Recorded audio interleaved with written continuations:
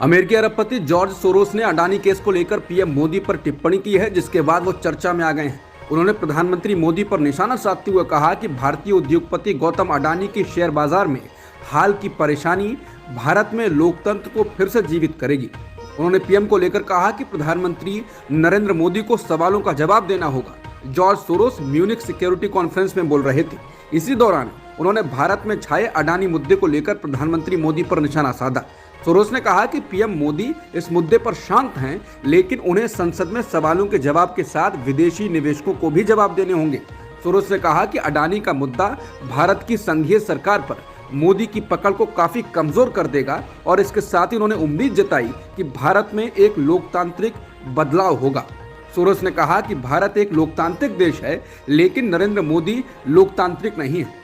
उनके तेजी से बड़ा नेता बनने की अहम वजह मुस्लिमों के साथ की गई हिंसा है।